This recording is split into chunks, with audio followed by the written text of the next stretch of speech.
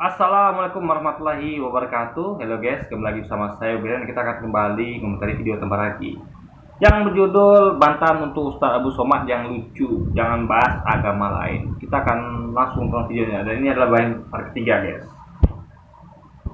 Tentang urutan waktu terjadinya suatu peristiwa. Pada bagian ini, Abdul Somad juga membahas tentang apa yang akan terjadi pada masa yang akan datang ketika Isa turun. Sebenarnya Abdul Somad punya hak untuk menghayal tentang apapun yang dia inginkan. Ustadz Abu Somad tidak pernah menghayal tentang apapun yang dia pikirkan, tapi dia menyampaikan sesuai dengan dalil yang tertulis di Quran dan hadis gitu. Dia nggak sembarangan.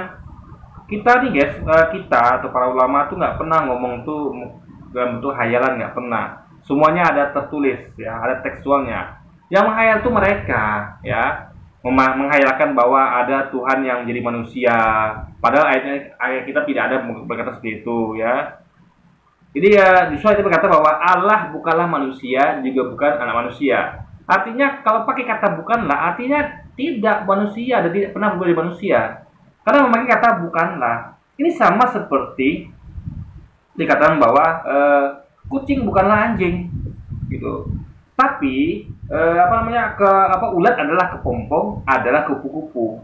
Karena kupu-kupu awal dari kepompong dan juga berawal dari ulat. Sehingga ulat adalah kepompong, adalah kupu-kupu. Tapi kalau kucing bukanlah anjing. Jadi sama kayak gini. Kalau Anda memaksakan juga kayak berubah ya, kayak misalnya kayak superhero. Saya sering kasih contoh nih guys. Bisa kalimatnya adalah Peter Parker adalah Spider-Man. Benar, Peter Parker berubah di Spider-Man. Atau Clark Kent adalah Batman. Benar, Clark Kent berubah jadi Batman. Atau Superman adalah Clark Kent adalah Superman.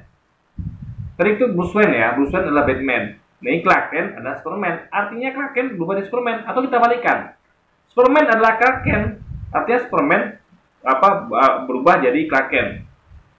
Batman adalah Bruce Wayne, artinya Batman berubah jadi Bruce Wayne. Spider-Man adalah Peter Parker, adalah kata penghubungnya adalah ya, artinya adalah Spider-Man berubah jadi Peter Parker. Tapi kalau ada pakai kata bukanlah, artinya tidak berubah. Seperti Peter Parker bukanlah Superman. Kenapa? Karena Peter Parker adalah Spider-Man. Bruce Wayne bukanlah Superman, karena Bruce Wayne adalah Batman. Clark Kent bukanlah Spider-Man, karena Clark Kent adalah Superman, gitu ya. Jadi Anda tahu pemakaian kata bukanlah dengan adalah dalam kalimat. Kalau dikatakan bahwa Allah bukanlah manusia, juga bukan anak manusia, artinya Allah tidak pernah berubah jadi manusia. Itu poinnya. Nah, 12 ada begitu, mereka masih menghayal, oh ada Tuhan turun jadi manusia, Allah jadi manusia, gitu kan. Padahal kalau dipakai lagi termin, ya mereka akan memaksakan. Mereka katakan bahwa Yesus adalah 100% manusia, 100% Tuhan. Berarti ada full 100% manusia dan full 100% Tuhan. Padahal sekali lagi dalam bahasa matematika ini nggak ada. Tidak ada bahasa matematikanya 100% untuk satu entitas itu adalah 100%, 100% nggak ada, alias 100% nggak ada. Satu entitas itu yang ada 100% maksimalnya. Dia harus pilih antara 100% manusia atau 100% Tuhan. Nah, mungkin dua-duanya. Nah, satu entitas itu kan. Nah, kecuali kalau di komparasi antara dua hal. Misalnya kayak dia kekuatannya meningkat 200%, berarti ada peningkatan kekuatan dibandingkan dengan kekuatan sebelumnya. Atau kekuatannya malah menurun 200%, artinya kekuatannya menurun dari sebelumnya, gitu kan. Jadi itu ngomong 200% itu adalah pembandingan. Tapi kalau satu entitas, satu orang seperti Yesus itu nggak bisa pakai angka 200%, nggak bisa. Hanya ada satu entitas, satu orang maksimal 100%. Lalu kalau dipaksa juga Yesuslah 100% manusia, 100% Tuhan. Artinya Allah kan bukanlah manusia, juga bukan manusia. Artinya Allah 0% manusia, 0% anak manusia. Sedangkan Yesus 100% manusia, artinya Yesus bukan Allah. Karena Yesus 100% manusia, Allah 0% manusia, berarti nggak matching kan? Nah, itu poinnya guys. Jadi mereka menghayal di situ, menghayal ada Tuhan yang turun jadi manusia. Padahal ayat kitanya tidak berkata seperti itu. Nah, itu yang disebut menghayal, membayangkan sesuatu yang tidak ada tertulis dalilnya guys. Bahkan dalilnya justru bertolak belakang dan mengatakan sebaliknya. Tetapi, kamu yang mendengarkan Abdul Somad harus tahu bahwa Abdul Somad tidak paham tentang masa lalu. Seseorang yang tidak paham tentang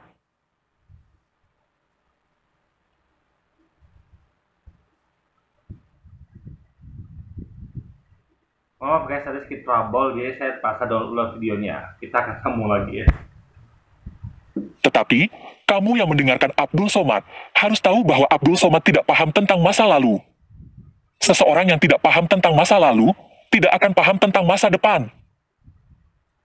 Satu lagi dusta yang Abdul Somad katakan pada bagian ini adalah Isa mengikuti dan tidak menghapus. Jadi katakan bahwa Ustaz Somad nggak tahu apa di masa lalu. Justru dia sangat tahu sekali. Bahwa disebutkan kan, dia memakai dari Quran. Dari Allah yang Maha Tahu ya. Ingat, Quran adalah firman dari Allah yang Maha Tahu. Jadi kita hanya menyampaikan apa yang disampaikan oleh Allah yang Maha Tahu ini, Tuhan yang Maha Tahu ini. Dia menyampaikan bahwa mereka ini dalam keraguan-keraguan gini. Mereka ini siapa? Orang-orang hidup pada zaman lampau itu. Mereka ini gitu. Mereka ini ragu-ragu siapa yang salib itu. Jadi mereka ini bukan bujuk pada umat Kristen, bukan. Tapi seluruh yang hidup pada zaman itu. Nah, makanya terbukti ada dokumen yang mengatakan bahwa yang salib itu adalah Simon, ya kan? Dan ada juga yang bilang Yesus. Jadi itu bukti bahwa mereka ragu-ragu siapa yang salib. Jadi benarlah Allah dengan segala firman di Quran, guys. Jadi Rasulullah itu justru tahu sekali sejarah gitu bahwa ada kesimpang siuran. Ada yang menganggap itu Simon, ada yang menganggap itu Yesus. Kecuali kalau nggak ada yang anggap Simon, semua setuju itu Yesus, oke. Tapi kan tidak, mereka ragu-ragu guys, gitu kan? Apalagi mereka yang mendengarkan kata-kata Yesus sebelumnya, yang Yesus mengatakan bahwa tandaku sama seperti Yunus, tanda artinya mujizat, suatu hal yang ajaib terjadi pada Yesus, sama seperti suatu yang ajaib itu terjadi juga pada Yunus. Nah, seperti Yunus kata Yesus ya, seperti Yunus tinggal 3 hari 3 malam dalam perut ikan. Yunus ketika waktu itu ya, dia punya mujizat, di mana dia ditinggal dalam perut ikan itu nggak mati. Dia tinggal selama 3 hari 3 malam dalam perut ikan, ketika dia dilemparkan ke laut, ya, ditelan ikan ya, lalu dia tuh tinggal di situ dalam perut ikan dalam keadaan hidup 3 hari 3 malam, sampai dia dimuntahkan kembali ke daratan. Hidup dia. Itu jadi juga pada Yesus, karena Yesus katakan bahwa tandaku sama seperti Yunus, tanda kenabian, mujizat. Seperti Yunus tinggal 3 hari 3 malam dalam perut ikan.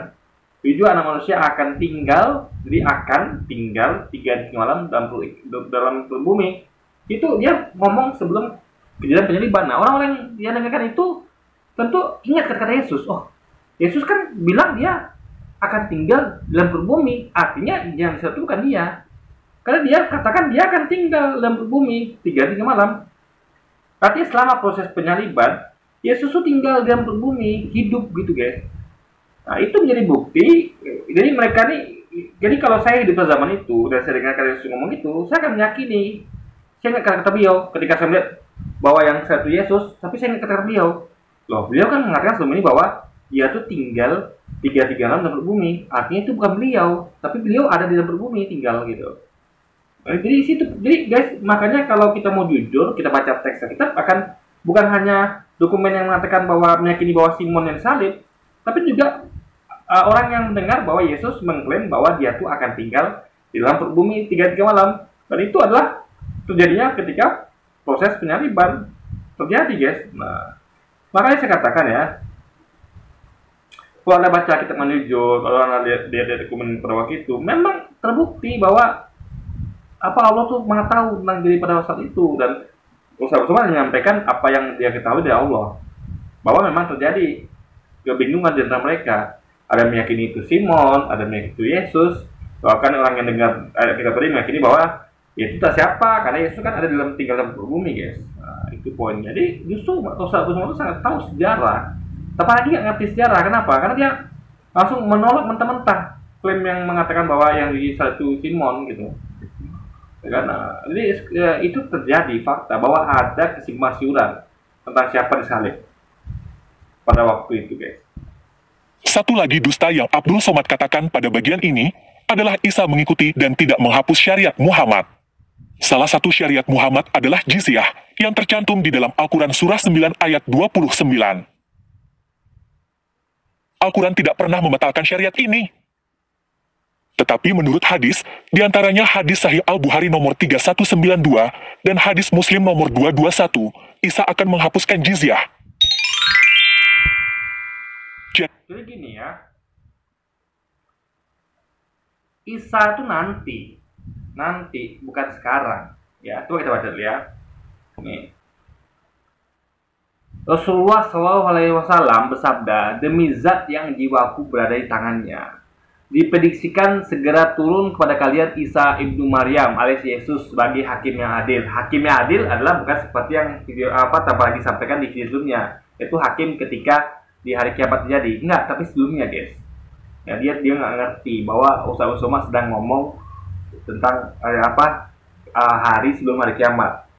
Ketika ya masih belum terjadi kiamat guys. Nah, dia akan menghancurkan salib, membunuh babi. Nah, ini jelas bukan pada hari kiamat, ya. Karena kalau hari kiamat udah nggak ada lagi salib, udah nggak ada babi, udah nggak ada apa-apa. Kalau hari kiamat, ini bukti bahwa ini terjadi sebelum hari kiamat terjadi. Makanya dia akan menghancurkan salib dan membunuh babi karena itu masih ada, belum hancur karena hari kiamat. Lalu membebaskan jizyah dan harta benda akan banyak tersebar, sehingga tidak ada seorang pun yang mau menerima sedekah sehingga pada masa itu satu kali sujud lebih baik dari dunia dan isinya. Jadi itu kan terjadi nanti. Jadi gini Pak, membebaskan jizyah ini bukan menghapus syariat Nabi Muhammad, bukan. Ya, paham ya? Bukan menghapus. Kenapa begitu? Karena gini guys ya, jizyah itu kan jadi gini, Allah tuh menurunkan syariat ya karena kondisinya memang harus begitu. Paham ya? Kayak contoh dulu. Kan ada ayat turun ya, makanya terbaik nggak paham. Ayat turun untuk perintah pada sahabat untuk membebaskan budak. Ya kan? Membebaskan budak. Jadi kalau ada budak itu harus dibebaskan baru Anda dapat pahala di surga yang tinggi. Nah, kalau nggak ada budak, tentu hukum itu dihapuskan. Dalam artian kadang nggak ada lagi yang begituan gitu. Tidak dibutuhkan lagi. Contoh sekarang misalnya sekarang gini lah, misalnya kayak orang tua saya itu di kayak negara membuat aturan ya, negara akan memberikan uang pensiun kepada seorang PNS selama dia masih hidup beserta istri pertamanya, istrinya gitu. Nah, nanti dan nanggung anak 1-2 orang sudah lupa guys. Nah, tapi ketika suami sudah meninggal, istri sudah meninggal, anak sudah besar, ya sudah, negara tidak lagi, itu dihapuskan. Ya, uang pensiun kepada orang ini dihapuskan. Nah, jadi karena pada waktu itu nanti itu semua orang sudah tidak ada yang miskin, makanya jizyah itu nggak ada lagi gunanya. Jadi kenapa Allah menerapkan jizyah? Itu ada sebabnya, yaitu ya karena masih ada orang-orang susah, masih ada orang-orang kekurangan. Tapi kalau sudah tidak ada orang kekurangan, ya untuk apa lagi ada jizyah gitu? Paham ya? Jadi ini bukan berarti nanti Nabi satu membatalkan syariat Nabi Muhammad, bukan. Ingat ya, membebaskan jizyah. Ya. Artinya bebas dari jizyah. Jizyahnya tetap tidak dihapus, tapi misal gini lah, kayak misal ada hukum tentang pajak, ya, hukum tentang pajak.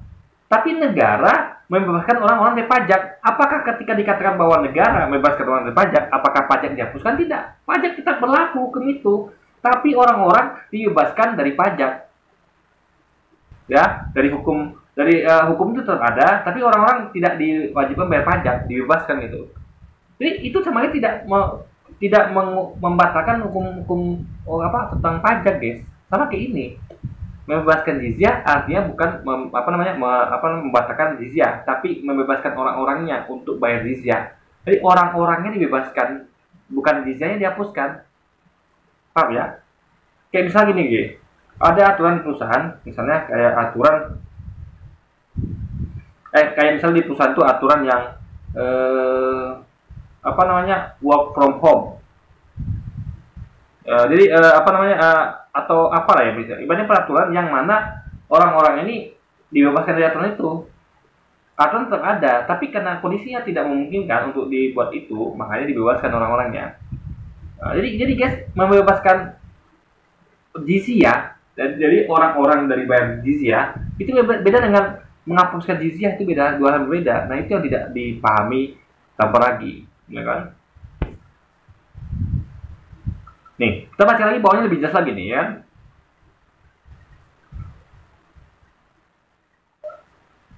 Meninggalkan unta muda, tidak berusaha mendapatkannya, hilanglah permusuhan, saling melakukan kebencian hasad, dan akan mengajak untuk menerima harta sedekah, namun tidak seorang pun yang menerimanya. Jadi, tidak ada seorang pun yang akan mau menerima harta sedekah. Kenapa? Karena tidak ada orang yang kekurangan.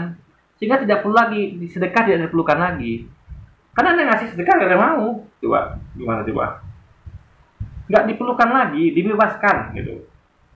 Tidak diperlukan lagi. Sama kayak misalnya kayak ada tuh dibebaskan dari apa ya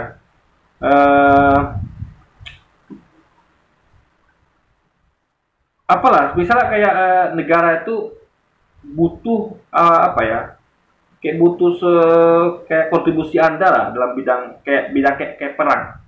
Negara butuh Anda dalam hal perang ya karena negara dalam kondisi darurat jadi butuh sipil untuk dilatih di tentara. Tapi negara habis itu kan negara dalam keadaan aman, benar ancaman itu hilang. Tentu Anda dibebaskan dari wajib militer. Yang dibebaskan tuh Anda, wajib militer tetap ada. Paham ya? Jadi ini membebaskan jizyah artinya membebaskan orang-orang dari jizyah. Jizyah tetap ada. Gitu. Tapi karena waktu itu kadang tidak memungkinkan untuk diambil jizyah karena nggak ada juga yang butuh, guys. Nah, itu poin situ. Jadi tanpa lagi paham antara membebaskan jizyah dengan membatalkan jizyah itu dua hal yang berbeda. Jadi menurut sumber-sumber Islam sendiri, Isa bukan hanya membatalkan syariat Muhammad, Isa bahkan membatalkan Al-Quran. Dengan kata lain, Abdul Somad berdusta tentang agamanya sendiri ketika dia berkata bahwa Isa mengikuti dan tidak menghapuskan syariat Muhammad. Ali keluarga Imran punya anak bernama Maryam punya anak laki-laki bernama Isa, dan Imran punya istri bernama Hannah punya saudari perempuan melahirkan anak laki-laki bernama Yahya, dan Yahya punya ayah bernama Zakaria. Maka inilah keluarga yang kecil, ada Imran, ada Hannah, ada adik Hannah, adik yang melahirkan Yahya, nama suaminya Zakaria, dan Hannah melahirkan anak perempuan bersama Maryam, dan Maryam punya anak laki-laki bernama Isa alaihissalam. Ini keluarga orang baik-baik, ini keluarga orang yang saleh, dan mereka itu tidak pernah mengaku dirinya Tuhan. Al-Masih ibnu Maryam illa rasul. Al-Masih tak lain tak bukan hanyalah seorang rasul. Qad khalat min qablihi rusul, yang sebelumnya sudah ada rasul-rasul, Adam, Idris, Nuh, Salih, Ilyas, Zakaria, Musa, Yahya, Zulkifli, Daud, Sulaiman, Ayub, semuanya meninggal dunia.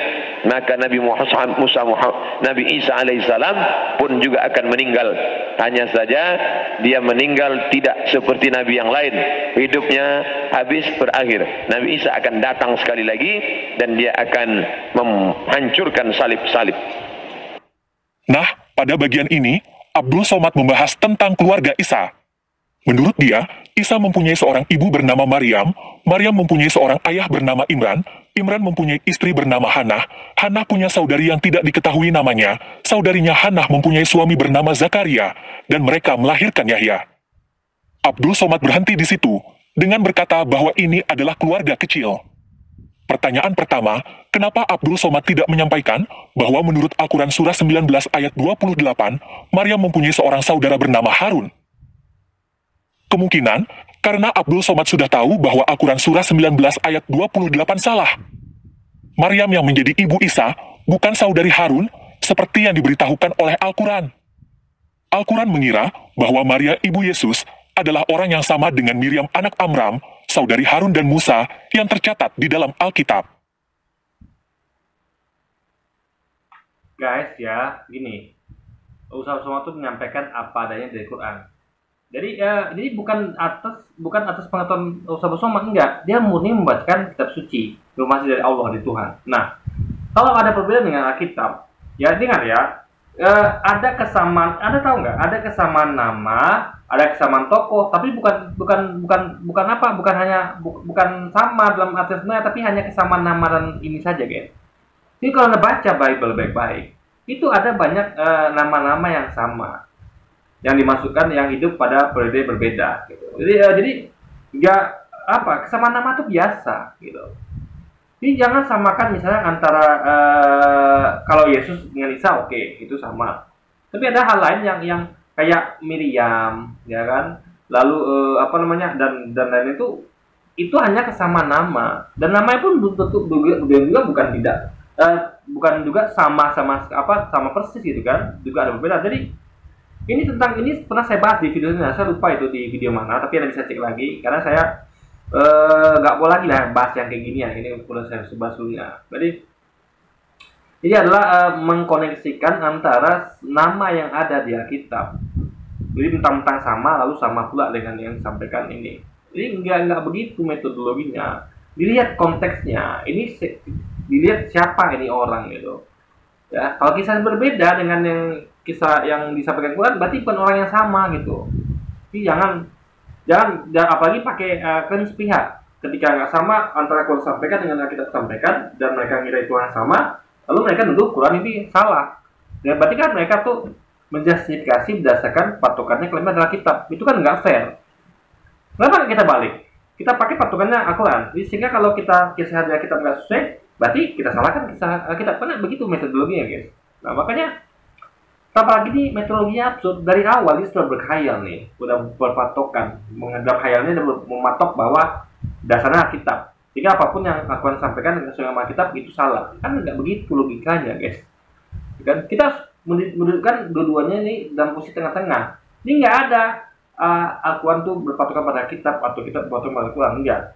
Kita harus lihat secara jujur gitu. Jadi kita dudukkan di tengah-tengah keduanya, nggak bisa yang satu dipatokan untuk yang lain, itu nggak bisa. Itu namanya khayalan demi pembenaran, bukan mencari kebenaran, namanya begitu kan. Karena Abdul Somad tahu bahwa Al-Quran salah, Maryam ibu Isa bukan saudari Harun, makanya dia sembunyikan. Yang kedua, tidak ada nama Hannah di dalam Al-Quran. Kenapa Harun yang namanya tertulis di dalam Al-Quran tidak disebut oleh Abdul Somad, tetapi Hannah yang namanya tidak ada di dalam Al-Quran malah disebut oleh Abdul Somad? Dari mana sumbernya? Jadi kalau tanpa lagi mau googling ini sedikit ya. Jadi dia akan menemukan bahwa ada kitab ya gini. Kita tuh kan Quran itu tidak menyampaikan seluruhnya. Ya, Quran itu bukanlah buku sejarah. Buku itu adalah bukan buku sejarah, tapi buku yang menginformasikan tentang poin-poin penting masa lampau.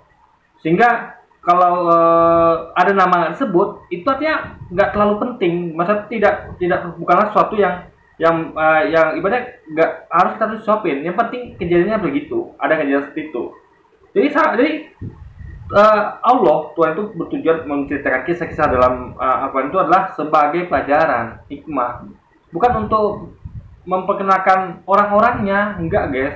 Hikmahnya diambil, paham ya? Jadi kita tuh makanya para mufasir ya, yang para penafsir Quran itu mereka juga merupakan ahli sejarah, sehingga mereka meneliti siapa sebenarnya istrinya Imran ini. Jadi mereka mengkaji sejarah-sejarah gitu.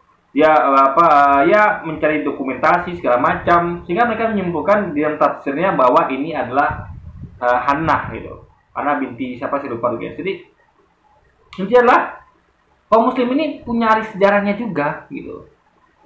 Yang menafsirkan yang berusaha keras untuk menafsirkan siapa-siapa yang dimention di dalam Quran. Kisah ini siapa, istri Imran yang nggak sebutkan ini siapa gitu. Nah, jadi mereka tuh mencari sumber-sumber gitu, meneliti dan segala macamnya gitu. Jadi usaha-usaha ini tidak mengarang-arang, tapi betul-betul berdasarkan hasil kajian. Jadi siapa nih orang gitu kan? Kan itu teliti. Nah, ternyata para jadi itu kan itu bukan hanya ada di satu dua buku tafsir, tapi banyak buku tafsir ya yang menceritakan tentang siapa yang dimaksud di ayat Ali Imran itu, yang sebagai isi Ali Imran yaitu Hannah guys. Nah, jadi sumbernya tanpa lagi nih berarti dia nggak paham ya. Jadi dia pikir gini, dia memaksakan kalau nggak ada di Quran berarti nggak ada gitu. Lalu dia membenarkan yang di Alkitab, kan begitu metodologinya. Ya. Kalau di Quran tidak ada, itu kita perlu mencari tahu. Ya, para ulama mencari tahu. Ini nggak seperti Tabaragi langsung memakai langsung dari Alkitab, nggak begitu. Karena di Alkitab itu harus diuji juga gitu guys. Nah makanya benar itu adalah mengklarifikasi langsung di lapangan. Sesuatu yang tidak ada itu dicari. Siapa sebenarnya isi Ali Imran gitu kan? Gitu. Jadi sumbernya jelas ya. Jadi kalau Anda baca ada banyak kitab tafsir, itu mereka nih meneliti, mengkaji, menafsirkan apa-apa yang belum disampaikan di Quran. Siapa misalnya nama isi Ali Imran dan sebagainya gitu ya. Nah, jadi mereka ini menafsirkan dari dokumen-dokumen sejarah yang ada dan segala macamnya gitu guys. Nah, di situ poinnya. Jadi sekali lagi itu bukan dan nggak bisa diambil patokan dari kita, nggak bisa ya, karena apa namanya ya, suatu itu kan harus dilihat dari membandingkan dua kitab ya, Alkitab dengan Quran, lalu harus ada penengah, yaitu adalah dokumen-dokumen yang ada di sejarah yang ada di mana-mana itu guys. Nah, itu yang dikaji dan para ahli tafsir menemukan bahwa isi Imran namanya Hannah. Somat, dari mana sumbernya Maryam mempunyai ibu bernama Hannah? Umat muslim mendapatkan nama Hannah dari Al-Tabari. Al-Tabari lahir pada tahun 839 dan meninggal pada tahun 923. Jadi, Al-Tabari hidup kira-kira 200 tahun setelah kematian Muhammad. Dari mana Al-Tabari tahu bahwa nama ibu Maryam adalah... Ini bukan hanya At-Tabari, tapi ada beberapa ahli tafsir lain, dan mereka menyimpulkan hal sama. Jadi mereka membaca dokumen-dokumen sejarah masa lampau gitu. Bisa kita ada ahli sejarah ya yang hidup sama sekarang. Nah mereka mengkaji sejarah Payan Pedegoro. Mereka kaji sejarah tentang siapa lagi yang dulu kan, misalnya tentang Teguh Umar dan segala macam. Lalu mereka tidak hidup sezaman dengan mereka itu. Maka mereka mengkaji tentang kisah-kisah zaman dahulu. Misalnya kayak para arkeolog, mereka menemukan situs Majapahit misalnya. Lalu mereka menemukan prasasti. Tentu di situ mereka meneliti itu semua.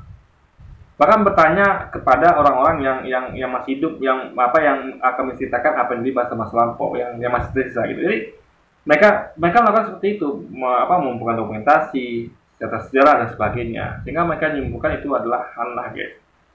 Jadi ini nggak asal-asal gitu, nggak asal-asal dalam hal tiba-tiba. Jadi nggak masalah orang itu hidup zaman berapa, karena ini kan satu hal yang mana bisa dikaji. Apalagi nih tentang masalah nama ya, masalah nama, suatu yang menurut kita tuh nggak terlalu penting lah, dalam artian tidak, yang penting kejadian begitu. Yang kita perlukan adalah sebenarnya apa yang terjadi, hikmah di balik itu, bukan siapa nama-nama orang. Ya. Jadi para ahli tafsir ini hanya membantu untuk menemukan siapa nama ibunya Maryam, isinya Imran gitu. Jadi yang penting kan yang Allah sampaikan ada peristiwa itu terjadi. Ngerti ya? Jadi poinnya adalah akal itu bukan buku sejarah gitu. Jika hal-hal yang tidak di mention itu berarti Anda harus cari sendiri. Jadi harus bisa bedakan ya, apa itu kitab suci, apa buku sejarah. Buku sejarah dia wajib memang buku sejarah itu. Kalau bisa nampilkan semuanya, nama-namanya, apa jadi lengkap itu. Tapi kan ini bukan buku sejarah, tapi buku hikmah, memberitahukan tentang apa jadi masa lampau, hikmah apa yang dibaliknya untuk pelajaran bagi kita. Jadi nama itu bukan suatu poin yang terlalu penting gitu. Ya kan? Yang penting ada kejadian itu, dan kalau nggak ada nama ya kita, maka itu dibutuhkan ahli tafsir untuk menafsirkan siapa sih, kayak juga kayak siapa yang salib. Itu kan nggak ada disebut Quran, makanya dicari tahu sendiri. Karena itu adalah sesuatu yang ya bisa jadi ada perbedaan gitu kan, ada perbedaan dan tidak terlalu penting sehingga kita masih apa ibarat, jadi nggak dosa juga kalau Anda meyakini misalnya itu bukan hana, silahkan saja. Karena kan itu adalah sesuatu yang ditafsir yang tidak apa ya, mengganti dari apa namanya, isi Quran. Karena Quran itu kan tidak menyebut nama. Ya, silakan Anda tafsirkan sendiri siapa namanya gitu. Itu kan suatu masalah. Nah, kalau kita tetap berkaji, kita memegang para ahli tafsir yang meneliti hal itu. Karena kita belajar siapa. Jadi kita mengandalkan dari hasil kajian dari para ahli sejarah dari pihak Islam sendiri gitu kan. Yang itu poinnya. Jadi kacau kalau Anda apa namanya, membenarkan satu hal lah, lalu menyalahkan yang lain hal. Silakan berpendapat masing-masing siapa yang ibunya ini sebenarnya gitu kan. Nah, tapi kita punya para ahli tafsir, ahli sejarah yang apa namanya, dan mereka semua sepakat itu adalah hana, guys. Nah, itu poinnya. Bahwa nama ibu Maryam adalah Hannah. Apakah Al-Tabari adalah nabi yang mendapatkan wahyu? Seharusnya bukan. Jadi, dari mana Al-Tabari mendapatkan nama Hannah? Jawabannya adalah dari buku Apokrifa yang ditulis pada abad kedua berjudul The Gospel of James. The Gospel of James adalah yang pertama bercerita bahwa ibunya Maria bernama Hannah. Tetapi, masalahnya, suami Hannah atau ayah Maria bukan Imran, tetapi Yoakim. Oleh karena itu, Al-Tabari harus mengarang dongeng baru bahwa suami Hannah atau ayah Maryam menjadi Imran supaya cocok dengan Al-Quran. Jadi gini ya, sebenarnya ya, apalagi berusaha mencocokkan sesuatu gitu. Makanya gitu loh, para sahabat itu sudah meneliti dan hasil kajian mereka hanya menyampaikan hasil kajian mereka. Di mana sumbernya tidak mereka sampaikan, karena buku tafsir itu hanya menyebutkan, menafsirkan siapa itu orang gitu. Nah, jadi kita nggak bisa menjustifikasi seperti yang dilakukan Tabarani. Oh, ini cocoknya begini, lalu ini begini, nggak bisa begitu. Kita harus apa namanya, harus langsung berhubungan dengan si Tabari, di mana dia dapatkan itu gitu. Nggak bisa kita tuh menduga-duga, karena itu jatuhnya di fitnah gitu kan. Paham ya logikanya ya? Jadi ingat ya, mereka tidak berdasarkan pada satu sumber. Orang-orang asasnya guys, bukan orang-orang yang kayak Tabarani yang hanya menemukan satu udah diambil. Mereka tidak. Tabarani ngambil itu mungkin dari internet ya, dari internet mungkin. Kalau dia tidak, mereka ini memang betul-betul menjelajah guys, ya. Langsung sumbernya, mencari semua dokumen yang ada gitu. Bukan Tabarani yang googling, oh dari sini ini, lalu ngambil satu contoh, enggak. Mereka ini enggak segampang itu dalam menafsirkan Quran. Itu hasil dari kerja keras dan hasil kerja mendalam. Karena pada dasarnya adalah ahli-ahli sejarah dari pihak muslim yang kompeten, yang nggak sembarangan gitu, dan mereka sepakat gitu kan. Jadi nggak seperti metode apa lagi yang oh mungkin ini, bukan begitu. Ya, mereka untuk mencapai satu kesimpulan itu nggak gampang ya. Nah, jadi poinnya adalah apa namanya, kayak ada orang misalnya ya. Jadi misalnya kayak ada orang menyimpulkan kenapa yang orang ini mengatakan bahwa ini Simon yang disalib, kenapa yang lain mengatakan Yudas, atau kenapa yang lain mengatakan Yesus. Nah itu harus dicari apanya, langsung ditanyakan orang itu. Jadi kayak Simon nih contohnya, kenapa bisa yang buat dokumen itu mengira itu Simon? Nah kita harus tanyakan ke dia, bro dapat dari mana gitu. Lalu kita nilai seberapa kuat dia mengkaji dan seberapa dalam dia meneliti itu. Itu poinnya. Nah, kalau Tabarani kita jelas nggak bisa bedakan dengan Al-Tabari. Tabarani modal googling, ya kan?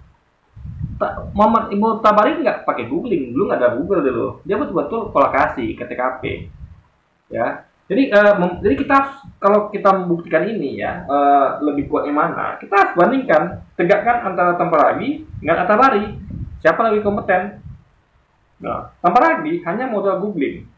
Lalu mengatakan ini sepertinya ini gitu kan. Nah, Tabari nggak gitu. Dia betul-betul langsung datang ke TKP, kemana-mana, meneliti semuanya itu guys. Bukan dokumen dan menyimpulkan. Jadi dokumen yang dia pegang bukan cuma satu, banyak dokumen. Dan dia simpulkan dari hasil penelaahan kajian semua dokumen itu dan keterangan kesaksian dari orang-orang setempat. Nah, Tabari tidak pernah melakukan itu. Dia hanya googling dan mengira oh ini mungkin ini gitu kan. Jadi kita bisa lihat. Jadi kalau Anda menyalahkan At-Tabari, Anda siapa gitu? Makanya kita guys ya, kita nggak pernah merasa pintar. Ya, kenapa kita percaya Tuhan? Nah, karena kita tidak pernah mengkaji, kita tidak pernah melakukan effort seperti mereka ini, keliling sana kemari, mengumpulkan dokumen, meneliti, nggak pernah. Jadi jadi Islam berkata ya, Allah berkata bahwa serahkanlah pada ahlinya.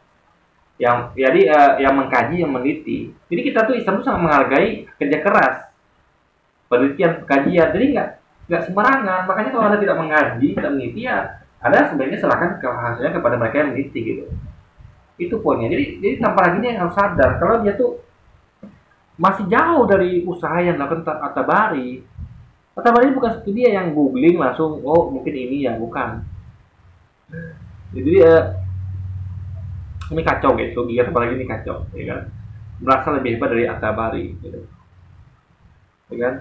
Yang menafsirkan, yang udah buat banyak buku tafsir dan dia tafsirkan bukan tambah lagi metodologinya dengan googling lalu mengira enggak, tapi betul-betul mengumpulkan banyak dokumen, kesana kemari, bertanya dengan banyak saksi dan lalu dia ngambil kesimpulan. Jadi nggak sembarangan gitu kan orang seperti At-Tabari ini. Yang baru bahwa suami Hannah atau ayah Maryam menjadi Imran supaya cocok dengan Al-Quran. Jadi, Al-Quran salah lagi di dalam surah 19 ayat 28. Maryam ibu Isa bukan saudari Harun. Ini masih bisa ditutupi karena hanya ada satu ayat. Tetapi, kesalahan bahwa Maryam anak Imran tidak bisa ditutupi karena terlalu banyak ayat di Al-Quran yang menyatakannya. Oleh karena itu, umat muslim harus percaya buta dan ngarang cerita bohong baru untuk menutupi kebohongan yang lama.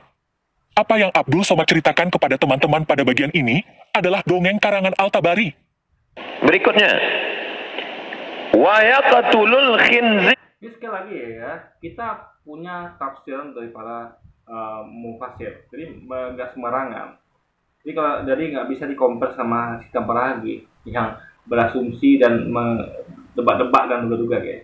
Kita nggak kenal Islam dan berdebat duga-duga, nggak kenal kita, ya kan? Kita betul-betul bersandar pada apa riset dari kajian para orang-orang dahulu yang tentu effortnya sangat luar biasa. Nggak ditambah lagi hanya modal googling saja guys. Wa yaqtulul khinzir, dia akan membunuh babi. Apa makna membunuh babi? Kerana mereka menghalalkan babi, seakan-akan babi itu halal, padahal Nabi Isa tidak makan babi. Lalu siapa yang merubah ajaran Isa sehingga mereka menghalalkan babi? Maka yang merubah adalah Paulus. Kata Paulus, sejak Isa disalib menebus dosa manusia, maka semua binatang menjadi halal. Wah, saya baru mendapatkan info dari Nabi ke-26, katanya Isa juga akan membunuh unta. Apa makna membunuh unta? Karena mereka menghalalkan unta, seakan-akan unta itu halal. Padahal Isa tidak makan unta, dan unta diharamkan oleh Musa di dalam Imamat 11 ayat. Guys ya, menyamakan syariat Nabi Isa dengan Imamat itu suatu hal yang absurd. Ingat, yang klaim sebagai pengikut Yesus kan mereka, bukan kita. Mereka harusnya mengikuti Nabi Isa. Kenapa kita sudah ikut Nabi Isa? Kita memang tuh punya syariat sendiri, ya, yang nggak sama persis dengan Nabi Isa. Ya, ada perbedaannya. Tiap Nabi itu ada perbedaannya syariatnya, ya kan? Ada intinya adalah suatu yang mereka yakini, mereka ikutin, tidak mereka ikutin. Malah kita yang disuruh ngikutin gitu. Sebenarnya Alkitab itu kitab suci kalian atau kami. Kami Quran, hadis gitu. Kita tuh kita lihat, kami cuman percaya saja, ya. Tapi kita ikut syariat Nabi Muhammad. Nah, tapi lucunya mereka itu syariat untuk mereka, tapi mereka melanggar, lalu mereka meminta apa menuju apa meminta apa memaksa kita untuk ikut saudara mereka. Itu kan absurd namanya. Kita ini pengikut Nabi Muhammad, bukan pengikut Yesus. Kenapa Anda bawa kita gitu kan? Di situ logika absurdnya, guys. Ini untuk ayat untuk mereka, bukan untuk kita gitu, ya. Itu harus dipahami. Ayat untuk mereka, bukan untuk kita. Gitu. Contoh kayak di Alkitab ada itu tentang bahwa Allah itu akan membunuh semua anak sulung bangsa Mesir. Nah, di situ orang-orang Israel karena tinggal di daerah Mesir, jadi yang Allah perintahkan untuk bunuh anak sulung itu nggak tahu kalau itu adalah orang Israel. Makanya Allah kasih suruh mereka agar menandai rumahnya dengan darahnya dari kambing atau domba yang disembelih. Daging yang mereka makan, wajib mereka makan, tapi darahnya dikuaskan sapukan ke pintu rumah biar petugas Allah yang datang hendak membunuh anak sulung mestinya tahu, oh ini rumahnya orang Israel ini, berarti ini harus di skip gitu kan. Nah, itu bukan untuk umat Nabi Muhammad, itu untuk orang Israel yang hidup pada saat itu. Jadi ini jelas untuk mereka, tapi mereka bawa kita, kan nggak nyambung, guys. Jadi kitab kita ini Quran, bukan Taurat, Zabur, Injil. Jadi dia nggak baca rukun iman. Kita wajib percaya kepada kitab-kitab yang diturunkan Allah sebelum Quran. Itu Taurat, Zabur, Injil. Jadi kita hanya wajib percaya. Tapi yang kita laksanakan adalah Quran. Sama kayak, misalnya kayak ada peraturan SD, SMP, SMA, gitu, ada kuliah. Nah kita nih anak kuliah, kita percaya ada buku-buku pelajaran SD, SMP, SMA yang dikasih pada anak-anak sebelum kita, anak-anak terdahulu. Tapi kita tidak memakai buku itu lagi. Kita memakai buku kuliah, gitu loh. Kita percaya buku itu ada dan berlaku pada waktu itu. Tapi buku kuliah nggak sama lagi. Aturannya sebagian besar sama, tapi nggak ada beda. Tapi ada bedanya juga, gitu, guys. Contoh, di kuliah itu dibolehkan nggak pakai seragam, ya kan? Di SD, SMP, SMA kan nggak boleh, harus pakai seragam. Tapi ada yang sama di SD, SMP, SMA nggak boleh merokok, kuliah juga nggak boleh merokok misalnya, gitu kan. Jadi ada yang, jadi nggak bisa menyamakan antara Quran dengan Taurat, Zabur, Injil, karena ada perbedaan untuk karena kitab itu, Taurat itu kan untuk umatnya Nabi Musa, Zabur untuk umatnya Nabi Daud, Injil untuk umatnya Nabi Isa, Quran untuk umat Nabi Muhammad. Jelas ada perbedaan di situ, nggak bisa samakan. Masa kita Quran disuruh mengikuti Injil kan, atau kita kan absurd, guys. Itu kan kitab Anda. Imamat ini kitab mereka, gitu. Kenapa kita dibawa-bawa, gitu, guys? Sama kayak kalau gitu ada Quran nih, ada ikutin juga dong? Mau nggak? Kan nggak mau juga mereka ikuti Quran, gitu. Lucu, ya kita masing-masing. Kalau Anda dilarang di kitab Anda, ya Anda ikutin. Kita kasih tahu nih, kitabmu dilarang loh, gini, apa kamu langgar. Jadi mereka bukannya jawab atau bahkan tidak bisa jawab, mereka balik nyuruh kita ikut kitab mereka, kan nggak nyambung, guys. Ya, kita ikut Quran, kita ikut hadis, bukan ikut kitab mereka, gitu kan. Nah, di situ poinnya, guys, absurdnya mereka ini, gitu kan. Diharamkan oleh Musa di dalam Imamat 11 ayat 4 dan Ulangan 14 ayat 7. Lalu siapa yang merubah ajaran Isa sehingga mereka menghalalkan unta? Maka yang merubah adalah Muhammad. Kata Muhammad, unta bukan hanya halal, tetapi kencingnya pun disuruh diminum sebagai obat. Begitu juga dengan khitan.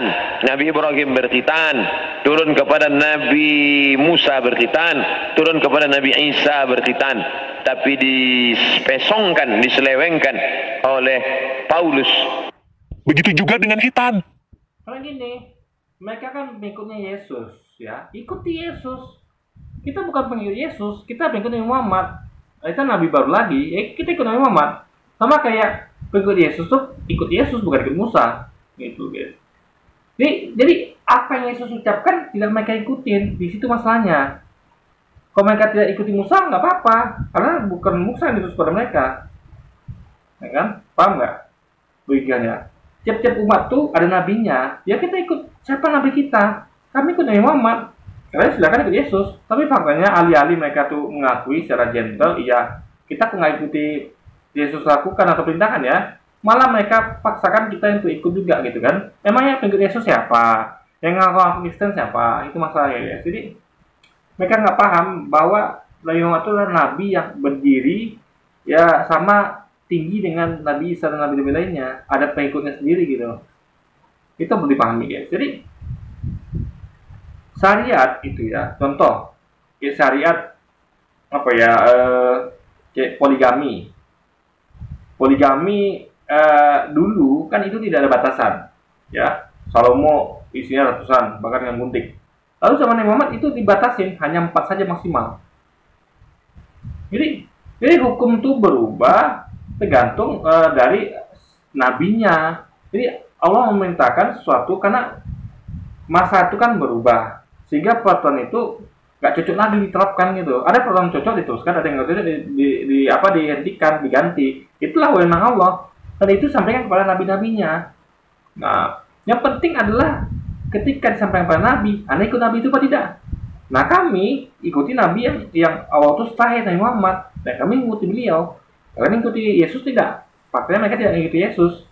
Kita sudah mengikuti Nabi Muhammad. Sama kayak pengikut Musa mengikuti Musa. Udah ada nabi masing-masing. Itu pengikut Yesus nggak lagi ikut Musa. Pengikut Musa nggak lagi ikut Salomo. Ikut nabi masing-masing. Lalu ketika mereka terbukti tidak mengikuti nabinya, atau yang mereka akan sebagai Tuhan, malah kita dibawa-bawa untuk ikuti nabinya. Kan nama soakal guys. Tinggal bikin ya kan. Ini sama kayak pengikut Yesus dipaksa untuk ikuti Musa. Kan nggak begitu logikanya. Kecuali kalau yang disampaikan Musa itu sama dengan yang disampaikan, itu wajib diikutin. Artinya kita secara nggak langsung mengikuti Yesus. Tapi kalau yang Musa sampaikan itu berbeda yang Yesus sampaikan, ya kita ikutin Yesus. Kalau ada itu zaman Yesus gitu. Jadi ikut siapa nabinya guys gitu loh. Itu poinnya di situ. Begitu juga dengan hitan. Paulus pun berhitan, tetapi Muhammad tidak berhitan. Selain itu, tidak ada perintah berhitan di dalam Al-Quran.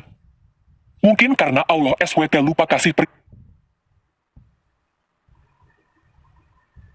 Lalu menuduh Nabi Muhammad tidak bersunat. Nah, ini makanya Anda harus belajar lagi Islamnya. Gini, kita pakai logika, ya. Nabi Muhammad kan Paulus bersunat, oke, Paulus bersunat. Tapi kan dia mengatakan tidak penting sunat itu. Jadi seperti orang munafik, nggak penting tapi sunat juga. Padahal dikatakan dari kita bahwa kalau nggak betapa pentingnya hukum itu, karena itulah penjelasan kekal antara Abraham dan orang-orang Sisia rumahnya dan orang-orang yang ngikut dia, dan itu penjelasan kekal. Jadi dan makanya Yesus mengikutinya juga gitu. Jadi itu bukan hanya sekedar servis, tapi penjelasan kekal. Kalau tidak, ngapain Yesus itu disunat coba? Pada ke-8. Kalau itu memang bukan suatu yang wajib atau memang diharuskan. Tapi kalau Paulus mengubahnya dan mengatakan bahwa sunat itu penting. Tapi faktanya sunat. Di situ absurdnya guys. Nah, sementara kalau Anda baca ya, Nabi Muhammad itu justru menyuruh sunat. Ya, mengatakan ada hadis mengatakan bahwa kurang lebih ada 5 hal penting yang harus dilakukan, termasuk dalam sunat gitu. Nah, dan ada riwayat yang mengatakan bahwa Nabi Muhammad itu lahir dalam keadaan sunat. Coba memang tidak ditemukan sejarah tentang kapan Nabi Muhammad disunat, gitu kan? Karena nggak semua terus disampaikan guys tentang hal tersebut, gitu kan? Karena apa namanya? Karena sejarah itu ya nggak sampai detail juga gitu, sampai hal-hal begituan. Tapi kalau namanya orang yang mencarikan sunat, otomatis dia sudah sunat duluan gitu, logikanya, gitu kan? Dibandingkan, dan itu lebih logis dibandingkan orang yang mengatakan bahwa sunat nggak penting tapi dia sunat. Paham ya? Sama kayak saya nih, kalau saya menekankan pentingnya untuk kerja keras, pentingnya untuk disiplin, artinya saya sudah menjalankan itu. Sebelum saya menyampaikan kepada orang lain, saya harus, dan karena itu penting, saya harus praktikkan dulu dong, gitu kan? Nah, jadi sama kayak misalnya kurang logis kalau misalnya gini, kayak saya sarankan pada orang-orang saya katakan misalnya adalah ya kayak sunnah lah, saya tahu sunnah itu adalah sesuatu yang penting. Malu dong saya katakan gini, kalian sunnah itu penting loh, karena saya tahu ada perintah sunnah. Lalu saya nggak sunat, ya malu dong. Jadi gini loh, kalau misalnya Nabi Muhammad ngomong tentang sunnah, lalu ada orang tahu dia nggak sunat, otomatis dia akan diolok dan itu akan langsung tersebar viral beritanya. Apa yang dikatakan oleh itu akan menjadi kesempatan bagi musuh-musuhnya mengatakan bahwa Nabi Muhammad itu cuma ngomong doang, dia nggak sunat. Tapi kan tidak ada yang ngomong begitu. Artinya apa yang sampai Nabi Muhammad itu sudah dilakukan dia. Makanya orang-orang nggak ada yang heboh dengan hal itu, gitu. Karena itu kesempatan bagi musuh-musuhnya, guys, untuk menyerang Nabi ketika mereka tahu, ada yang tahu bahwa Nabi Muhammad tidak sunat, tapi dia menyuruh orang sunat, gitu, guys. Itu kesempatan bagi musuh Nabi Muhammad, tapi tidak terjadi. Itu artinya memang Nabi Muhammad itu adalah sunat. Bahkan salah satu riwayat mengatakan bahwa dia sudah dalam keadaan tersunat ketika baru lahir, guys. Nah. Jadi apa namanya? Itu adalah suatu hal kewajiban juga, gitu. Suatu hal yang Allah karena Allah Maha Cipta, dia bisa menciptakan manusia dalam keadaan apapun. Jangan menciptakan manusia dalam keadaan bersunat.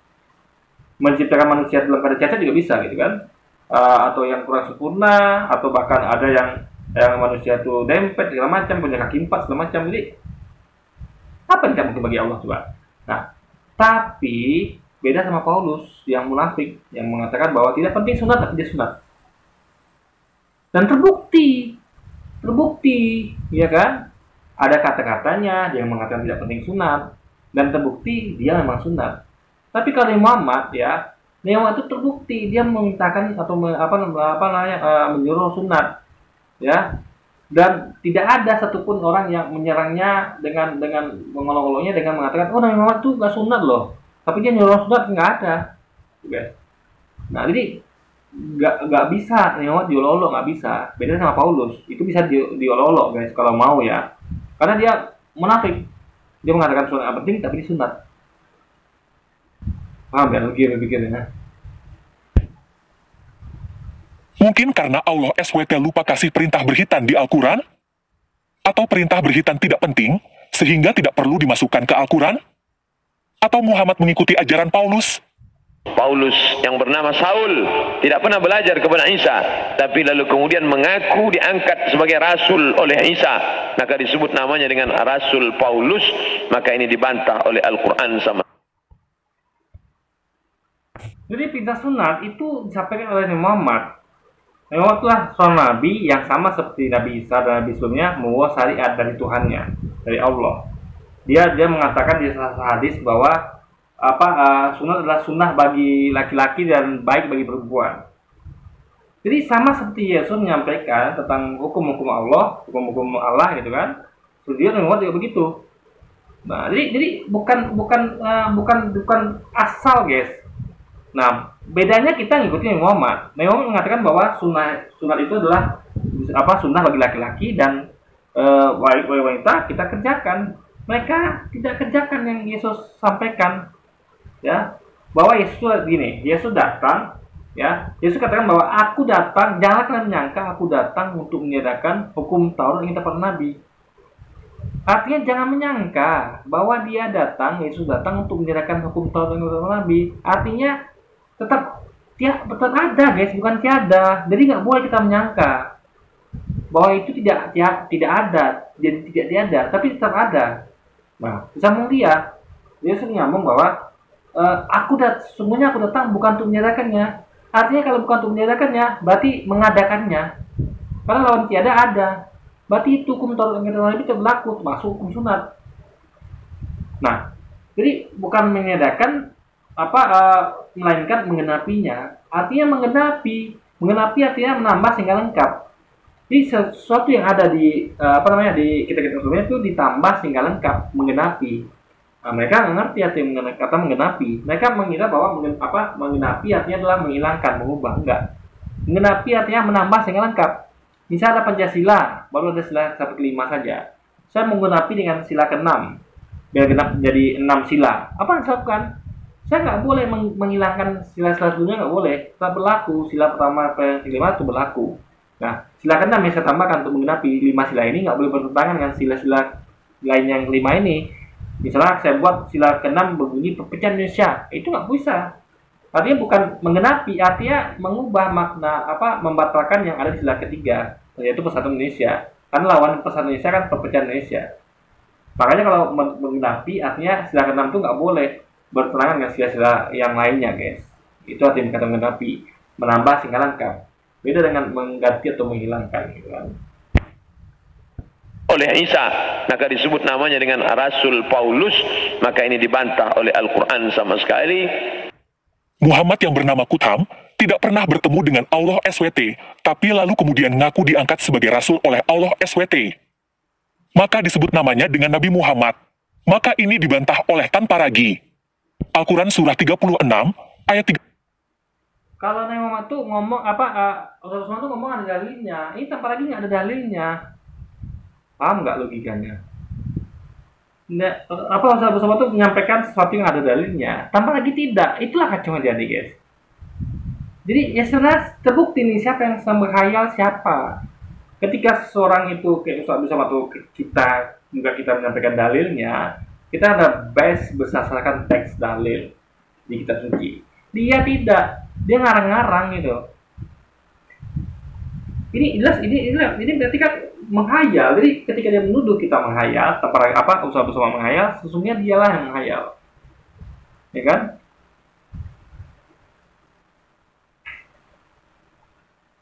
Jadi ini ayat ini ya, bukan untuk tanpa ragi, ya, sekali lagi. Jadi nggak bisa tanpa ragi membantah kenabian Nabi Muhammad itu pakai Al-Quran. Gimana coba?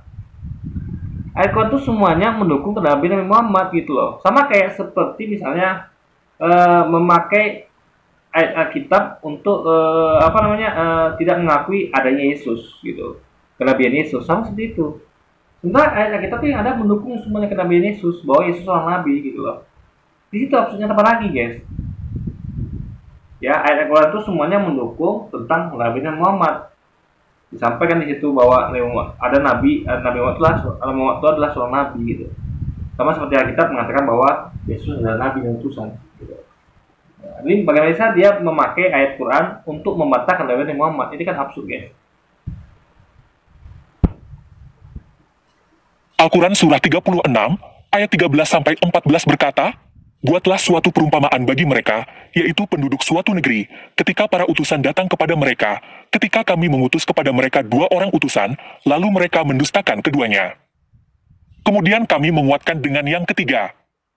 Maka, ketiga berkata, sesungguhnya kami adalah orang-orang yang diutus kepadamu." Menurut tafsir Ibnu Katsir, 2 orang utusan pertama, bernama Syamun dan Yuhana, dan utusan yang ketiga adalah Bulus. Siapakah Syamun, Yuhana, dan Bulus? Syamun adalah Simon Petrus, Yuhana adalah Yohanes anak Zebedeus, dan Bulus adalah Paulus dari Tarsus. Jadi Al-Quran bukan membantah, tetapi mengkonfirmasi kerasulan Paulus. Maka Ibrahimu Yahudian, Ibrahim bukan Yahudi. Jadi ketika tafsir yang disebutkan tadi, nggak ada keterangan bahwa itulah Simon atau Petrus atau Paulus. Nggak ada, guys. Itu pandai-pandai tambah lagi. Kalau baca tafsir ya, nih saya bacakan ya, semua tafsir yang kita punya ya. Nih, saya bacakan ya. Jadi jangan ada. Jadi jangan samakan itu dengan Simon, dengan Petrus, dengan Paulus. Nggak ada ini ya. Coba nggak ada. Nih. Kan kita bacakan dari dari tafsir Ibnu Ishaq ya. Ini tafsir siapa nih, guys? Jadi saya bacakan ya. Pertama adalah Ibnu Ishaq telah mengatakan berdasarkan berita yang sampai kepadanya dari Ibnu Abbas ya, radhiyallahu anhu ya, Kabul Abbar dan Wahab Ibnu Wahabin, bahwa negeri yang dimaksud adalah Intakiyah guys ya, yang diperintah oleh seorang raja yang bernama Antikas. Ia adalah seorang penyembah berhala. Maka Allah mengutus padanya 3 orang rasul. Ya. Ketiga orang rasul itu bernama Sadik, Saduk, dan Salum. Tapi raja itu menusukkan mereka. Nah, jadi tidak ada nama Paulus di sini atau Simon tadi nggak ada. Lalu jadi ini mencocok. Jadi ketika selama dia mengatakan kita mau melakukan cocokologi, sebenarnya dia sedang melakukan cocokologi. Paling nggak cocok sama sekali gitu kan. Nah, lalu yang lain lagi ya. Hal yang sama telah diriwayatkan dari Buraidah Ibnu Kasib, Ikrimah, Qatadah, dan Az-Zuhri, bahwa negeri tersebut adalah Intakiyah. Jadi Intakiyah sekali lagi. kok bisa larinya ke Antioquia gitu kan. Akan tapi ada sebagian para imam yang merasa beragu bahwa negeri tersebut adalah Intakiyah. Karena alasan yang akan kami sebutkan kemudian sudah kita selesai. Insya Allah ini ada yang tidak melakukan gitu kan, karena ini adalah tafsir. Jadi namanya tafsir nggak bisa ditafsir sembarangan. Ya kita pakai yang ada aja tulis bahwa namanya adalah tadi siapa namanya Sadik, Saduk dan Salum. Jangan sampai jangan memakai tafsir yang Tabaragi. Tabaragi ini pakai tafsir siapa gitu. Kita berdasarkan tafsir negerinya Intakiyah, ya nama rasulnya adalah Sadik, Saduk dan Salum. Lalu yang lain ya kita cari lagi guys ya. Jadi nggak ada kata-kata Simon, itu tafsir dari mana gitu. Jadi ini dia berusaha untuk mencocokkan sesuatu yang tidak cocok gitu kan. Nah, Ibnu Jurais telah meriwayatkan dari Wahab Ibnu Sulaiman dari Suaib Al-Jibai yang mengatakan bahwa nama kedua rasul yang pertama itulah Syamun dan Yuhana, ya. Sedangkan nama rasul ketiga ialah Baulus, ya, dan nama negerinya adalah Intakia. Jadi ini adalah Baulus, ya, bukan Paulus. Sekali lagi, Baulus. Nanti ingat, nama asli Paulus bukan Paulus tapi Saul, ya. Jadi Paulus saja kan dinama dari Saul ke Paulus. Bahkan ketika Saul ganti namanya Paulus, tetap nggak sama dengan Paulus gitu, beda.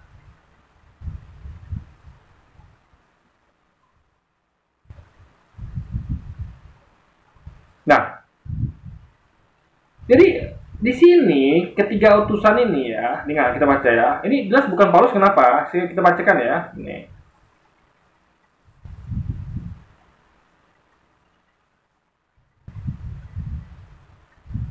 Jadi di sini utusannya adalah menyampaikan bahwa Allah itu satu, tauhid.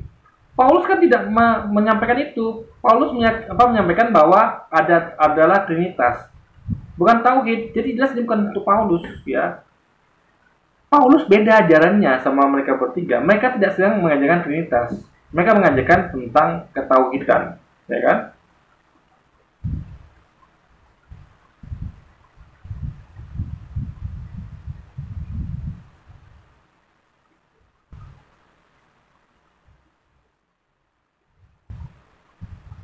Lagi ya, bentar.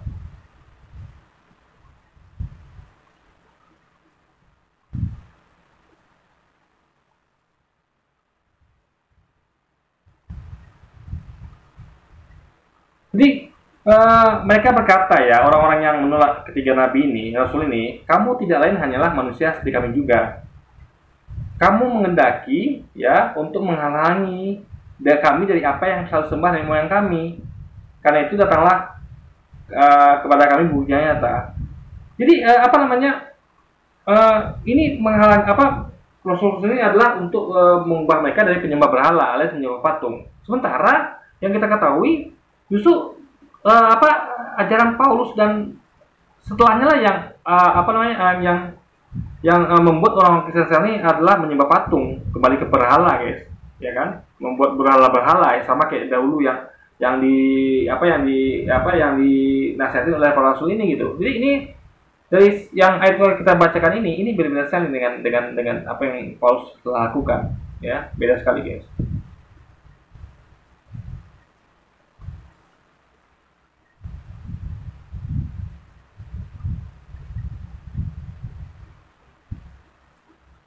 Oke, ini sekali lagi ya, menyamakan Paulus atau siapa itu namanya itu dengan Paulus itu jelas dua hal yang nyambung sama sekali gitu kan.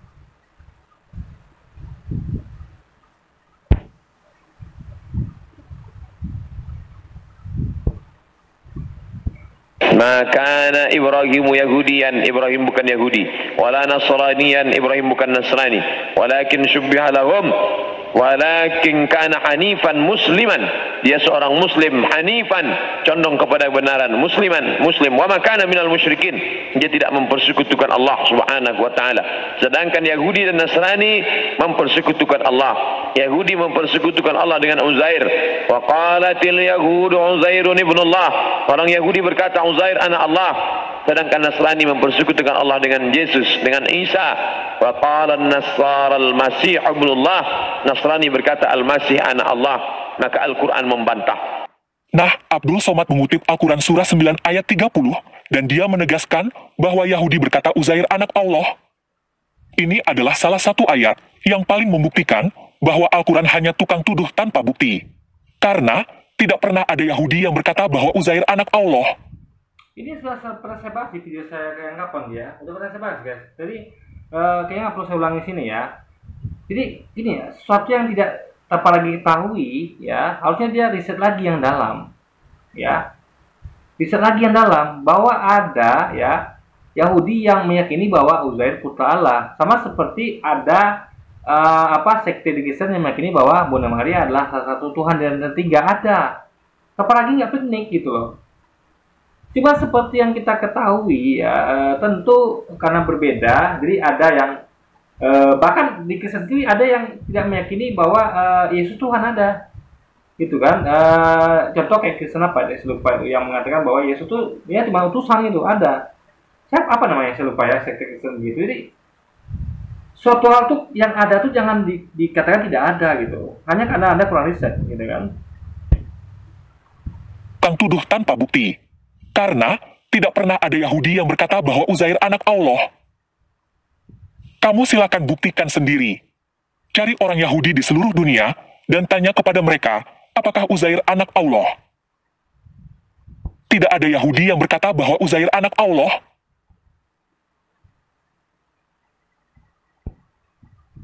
Karena tidak pernah ada Yahudi yang berkata bahwa Uzair anak Allah. Kamu silakan. Ini kalau kita baca sejarah ya, ini kan ayat ini turun untuk umat Nabi Muhammad. Nah, kalau kita baca sejarah, ada orang sebagian komunitas Yahudi, terutama yang di Madinah, yang di beberapa tempat lain itu meyakini seperti itu. Maka baca sejarah, dan ini bukan generalisasi, ya. Jadi sama seperti sebagian dari Kristen ada yang meyakini bahwa Bunda Maria adalah Tuhan, ada yang meyakini bahwa Yesus bukan Tuhan. Jadi nggak semuanya sepakat, guys. Maka ada sekte dalam Kristen misalnya, Yahudi juga begitu. Kedahulu Yahudi dulu. Yahudi dulu adalah Yahudi yang Allah cintai dahulu. Karena mereka itu adalah mengikuti umatnya Nabi Musa, mengikuti Nabi Ibrahim, mengikuti Nabi Salomo. Tapi makin ke belakang mereka makin parah. Yang dahulu oleh umat pilihan, mereka menjadi umat yang brengsek, umat yang Allah menistakan. Karena mereka menistakan para nabi Allah, bahkan mereka hendak membunuh para nabi. Dan sudah dibunuh gitu beberapa nabi kan, digergaji malah. Nah jadi Yahudi pun bisa berubah gitu guys. Jadi nggak semuanya jadi nggak bisa menggeneralisasi semuanya. Jadi yang mention itu adalah bahwa ada Yahudi seperti itu. Jadi ketika kita jadi misalnya ketika kau menyampaikan bahwa seperti Nasrani ya, yang mengklaim bahwa Isa adalah anak Allah, jadi dengan Yahudi yang mengklaim bahwa Uzair putra Allah. Jadi maksudnya itu bukan keseluruhan, tapi ada orang-orang Nasrani dan orang Yahudi yang berpikir seperti itu. Allah kasih kita informasi itu, wah ternyata ada loh yang begitu. Karena ada kesepakatan gitu. Jadi yang Allah sampaikan adalah informasi tentang adanya pandangan seperti itu, bukan sedang mengatakan bahwa seluruh Yahudi mengatakan bahwa Uzair anak Allah, atau seluruh Kristen mengatakan, Nasrani mengatakan bahwa Isa putra Allah. Bukan gitu guys, karena tidak ada kata seluruhnya. Jadi ini bukan untuk menggeneralisasi, tapi menyampaikan bahwa ada sekelompok ya, kelompok dari orang-orang Yahudi Nasrani yang seperti itu, bukan seluruhnya. Kamu silakan buktikan sendiri. Cari orang Yahudi di seluruh dunia dan tanya kepada mereka, apakah Uzair anak Allah? Tidak ada Yahudi yang berkata bahwa Uzair anak Allah. Kalaupun kamu bisa memaksa satu atau sekelompok orang Yahudi untuk berkata Uzair anak Allah, supaya Al-Quran kelihatannya benar, tetap saja itu berarti Al-Quran cacat logika yang disebut generalisasi. Jadi kalau dia katakan cari satu orang Yahudi saja, ya, jadi saya balik lagi. Coba cari satu aja orang Yahudi yang masih meyakini bahwa misalnya yang masih meyakini ya misalnya hal-hal yang dahulu bahwa mereka meyakini bahwa Nabi Isa adalah utusan Allah, ya. Coba cari, mungkin udah nggak ada lagi, karena semuanya tidak mengakui Yesus sebagai utusan Allah gitu, bahkan mereka hendak membunuhnya. Jadi hal-hal yang pernah ada itu nggak bisa diklaim atau dipasarkan, disumsikan tetap bisa berubah gitu. Nah, makanya kita tuh bukan melihat itu metodologinya, bukan sama kayak kemarin gini nih. Coba cari sekarang orang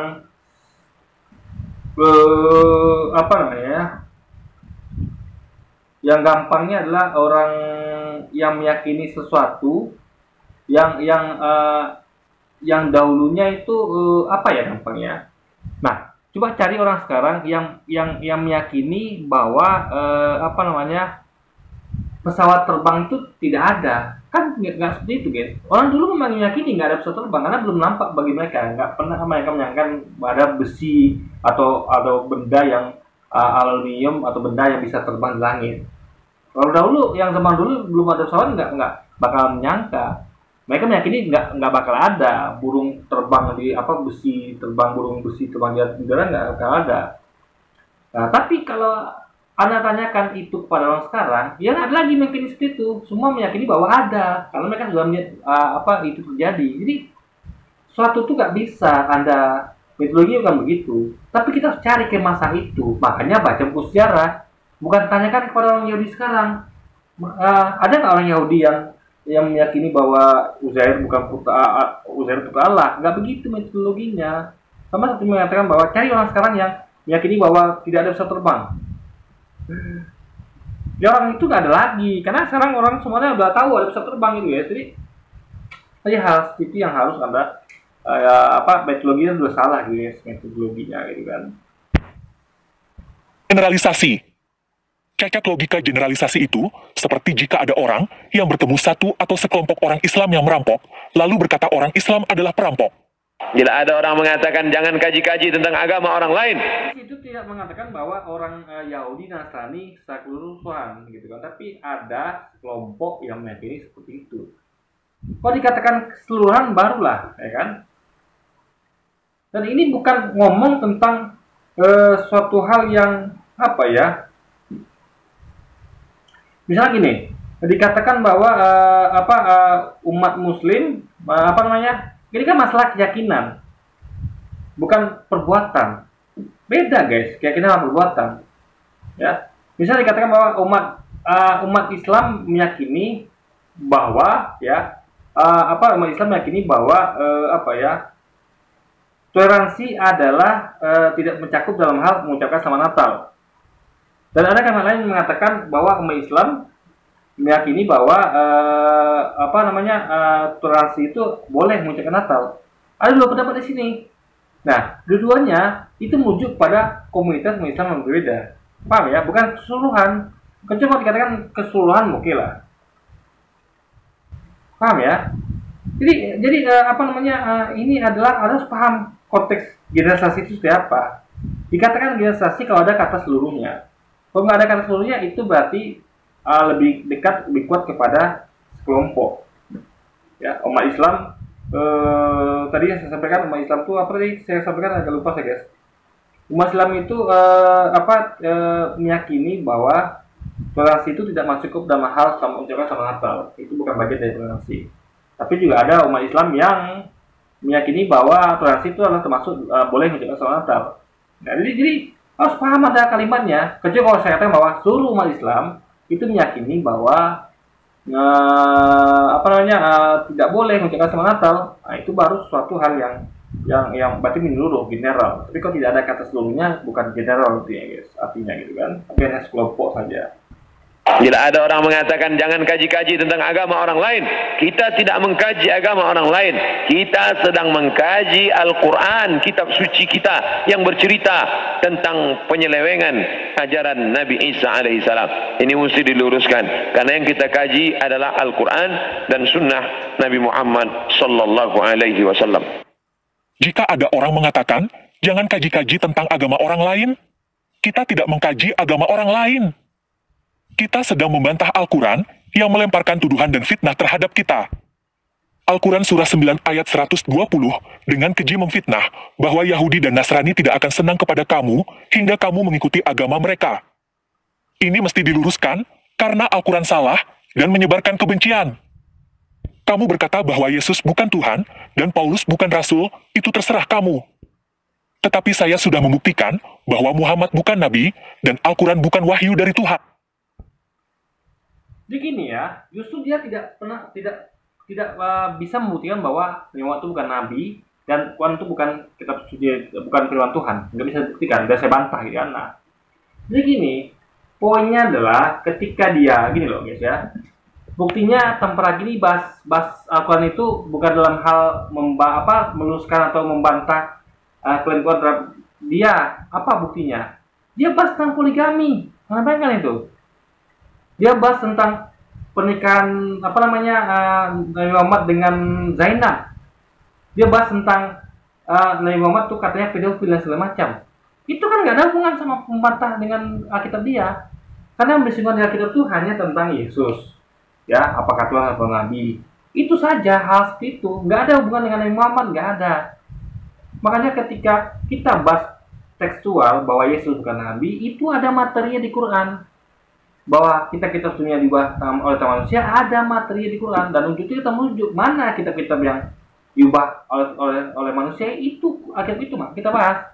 Jadi kita tunjukkan bahwa materi yang sampai ke Quran ini benar adanya, kita buktikan. Dengan misal kayak ada klaim Quran mengatakan, contoh kayak klaim dari buku sejarah bahwa Belanda sudah ubah-ubah kisah sejarahnya Penegoro.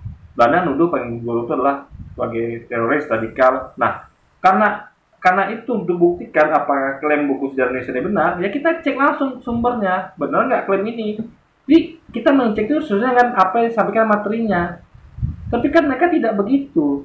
Mereka tidak mengecek apa yang disampaikan oleh Alkitabnya, benar nggak begitu, ya. Tapi mereka malah ngecek Quran tanpa ada hal musabab seperti itu, guys.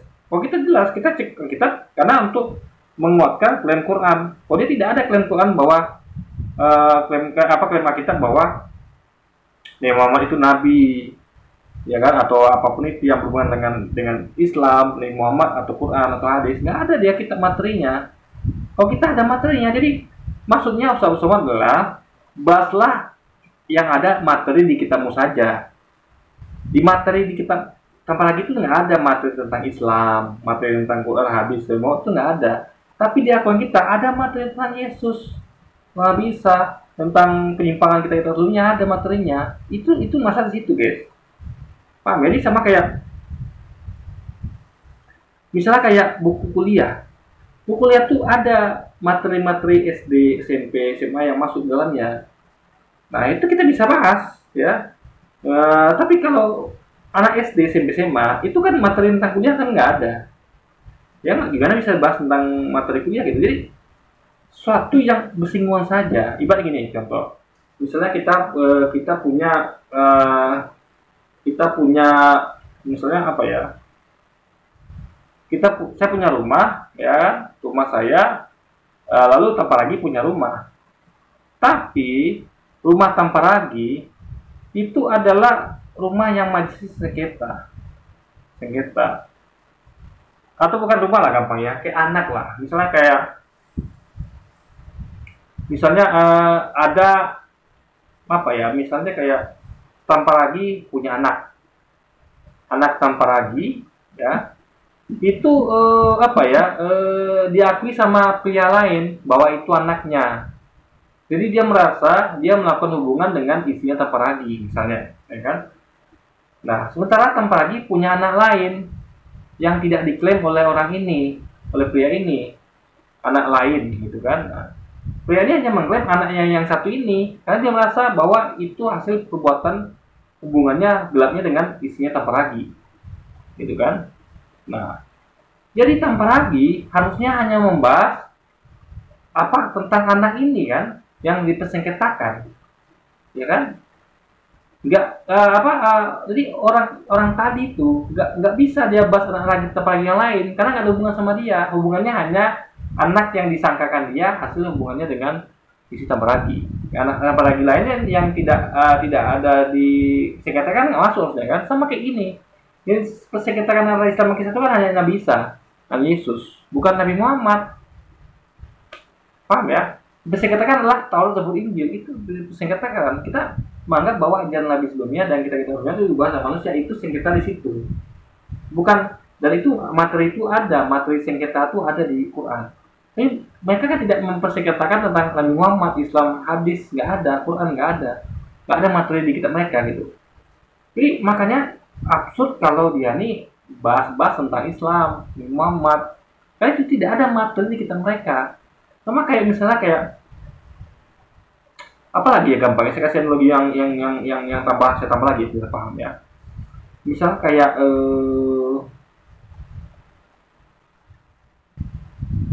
nah gini, misalnya generasi saya dengan generasi bapak saya. Nah, generasi saya ya apa namanya, anggaplah bapak saya yang sudah, anggaplah saya sama-sama di kepolisian. Bapak saya juga polisi tapi Indonesia. Nah, zaman saya Kapolrinya misalnya si Anu misalnya Kapolrinya. Nah, zaman bapak saya Kapolrinya beda lagi gitu. Nah, apa namanya, kan saya mempermasalahkan Kapolri yang diyakini oleh bapak saya.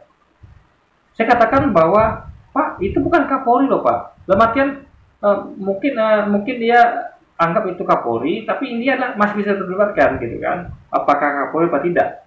Karena menurut kita itu bukan Kapolri, menurut dia Kapolri, saat itu hal seperti itu ya. Nah, tapi Kapolri sekarang ini kan tidak ada hubungan sama bapak saya. Dia tidak mempersengketakan itu, tidak ada materi itu.